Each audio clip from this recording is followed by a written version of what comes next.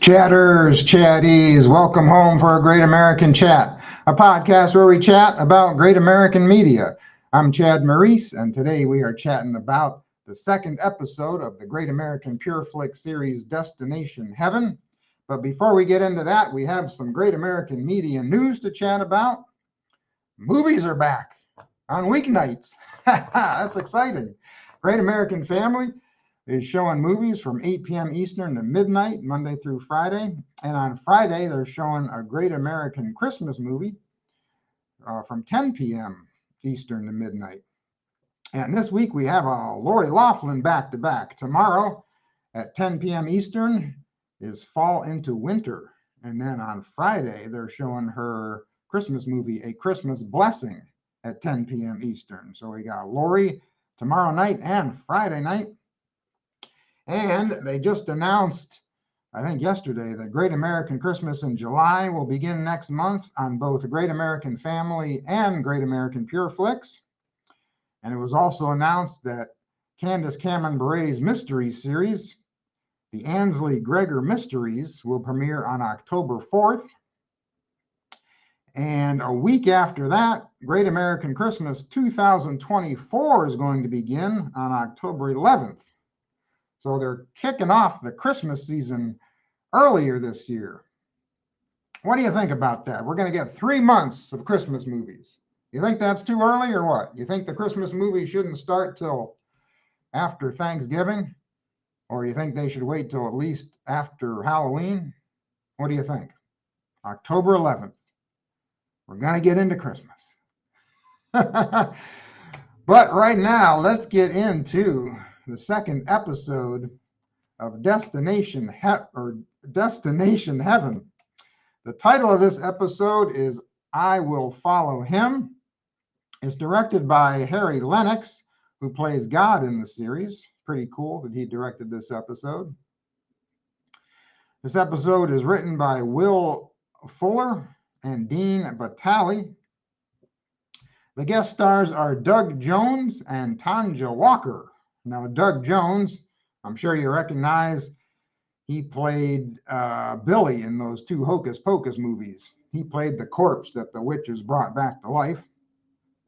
And Tanja, I think that's how you pronounce her name. It's Tonja, so I assume that's Tanja. Tanja Walker, she's a soap opera star. She's on General Hospital, and she was on One Life to Live. And the guy in the center here, he plays Pastor Dave. I don't know what the actor's name is. I couldn't find his name in the credits, so I'm not sure what his name is.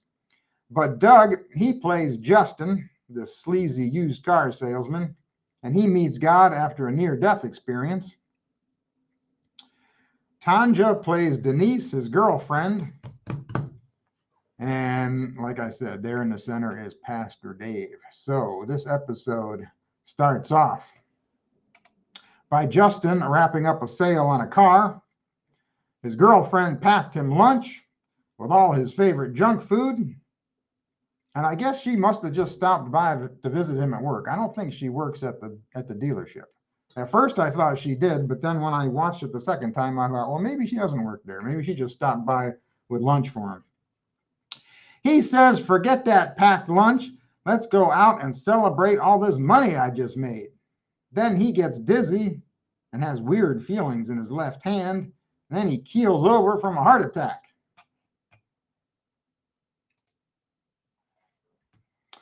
God shows up and he says, or Justin says to God, who are you? God says, I'll just let that sink in. So Justin, he starts to think and he says, let's see, I just made a big sale. I was going to eat lunch and then it felt like I was dying. His eyes get real big and he says, wait a minute, you're God? He says, you can't be God. I don't believe in you. Then they have a conversation about his unhealthy diet. He says, I don't want to die, and he begs God for one more chance. He says, let me live, and I will live the way you want me to. God thinks about it, and he says, okay. Then he wakes up being loaded into an ambulance We get a funny line from his girlfriend, Denise, when she runs up and she says, "Did my life pass before your eyes?" He says, "I think that would have been my life." Then he goes on and says, "I need to change and live my life differently." She says, "I Billy Joel you. I like you just the way you are." He says, "You're not the one I need to impress." He goes to his local church and talks to the pastor. He says, "What do I call you? Father? Reverend? Your Excellency?" The guy says, "You can call me Dave." Justin says, "Calling a man of the cloth by their first name?" Dave says, "I mostly wear jeans." So get some funny lines here between the two of them. He tells Dave he had a health scare yesterday and he made a commitment to God. And he wants to know how he can fulfill that commitment. Dave asks, "Have you ever read the Bible?" Justin says, "Should I check into a hotel and steal one from the room?" Dave says, "No, we frown upon that." So he gives him a Bible. Justin says, "Whoa, wait a minute. Is this like those record clubs where you buy 12, where you have to buy 12 in the next 3 years?" That was a funny line.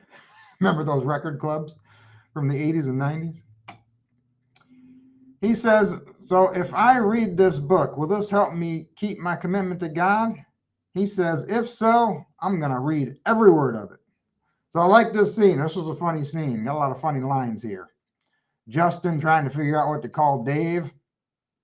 And then he asks Dave if, he calls God the old guy in the scene. So he asks Dave, do you think God minds me calling him the old guy? Dave says, "I think Father would do, but I think we both know who you mean, so it's not a problem." He goes home and asks his girlfriend if she has ever read the Bible. He says, "This thing is wordier than the contract we make our buyers sell when we sell a car." She says, "Do unto others as you would want them to do unto you." Justin thinks about that and he says, "Hey, is that in here?" He says, "I could try and do that." So then he goes to work and tells his boss that he wants to be honest in selling cars. He wants to sell cars the way God would want cars sold. She says, "You are nuts. It's not our job to check off boxes in the Bible. It is our job to get people to buy cars and sign their John Hancock on the paperwork." Then she fires him. But she says in this scene, it's not our job to check off boxes in the Bible. Although actually that is our job because we're supposed to live by what the Bible says.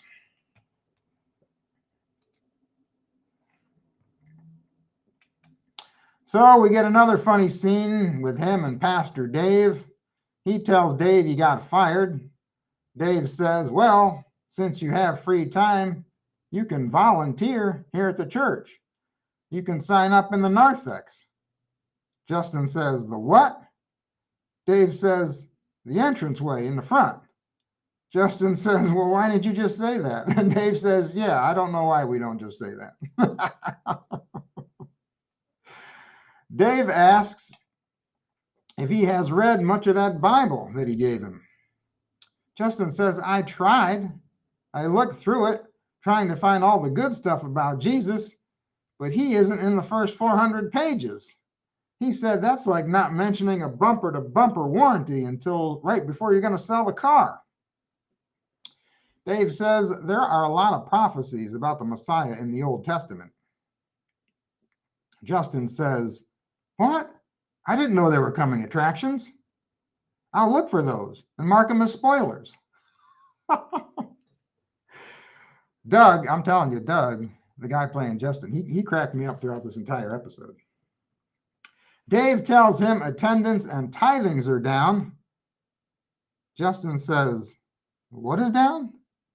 Dave says, "Donations." He says, why didn't you just say that? Dave says, yeah, that would have been easier.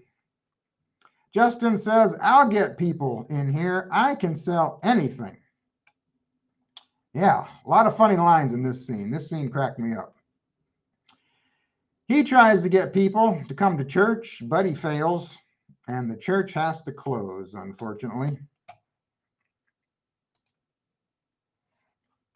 He goes home and he tells Denise, his girlfriend, no, he goes home. Oh, and he sees Denise. That's right. He sees Denise reading his Bible. Then he breaks up with her, telling her, since his heart attack and experience with God, he's a different person, but she is still the same. She says, I can commit to God just like you, and I can attend church services and Bible study with you. He says, no, I need to have a one-on-one connection with God. She says, God wants you to break up with me? He says, it's not you, it's him. Oh, that was a good one. It's not you, it's him. Just like when people break up with you all the time, they say, it's not you, it's me. She tries to take his Bible with her. He says, wait a minute, you can't take that. And he grabs it from her. He says, maybe you can get a free one at church. You know, that's a shame that he broke up with her. She seemed like a nice person. I liked her. And she was taking an interest in his life and his newfound faith. So he never should have done that. And God lets him know later that he shouldn't have done that. He calls his mother and he tells her he doesn't know if he can spend time with her and his dad anymore. Then he has another heart attack and God shows up. Justin says, wait a minute, am I dying again? God checks his notebook and says, no, I just wanted to spend time with you. Justin says, the past few days, I've had a feeling that you've been close by. God says, oh, I have been, but I wasn't there for you. Justin is like confused. He says, well, who else is there? God says, all the people you were talking to. Oh, then Justin realizes that the world doesn't revolve around him. God explains, when you were talking to your boss at the car lot, she had just received news that her sister was sick. And when you talked to Dave at church, he and his wife were dealing with challenges of being foster parents. God says, people need someone to carry their burdens. And then Justin realizes that this is what we should do for others. God tells him, I was also there when you broke up with Denise. She was ready to let me into her life and follow me. And she wanted to do that with you. But you turned your back on her. He says, if you had noticed the people you were with were struggling, you could have tried to help them. God says, I think you and I need to spend more time together. Then he gets Justin to sit back and relax on a park bench, and that's where the episode ends.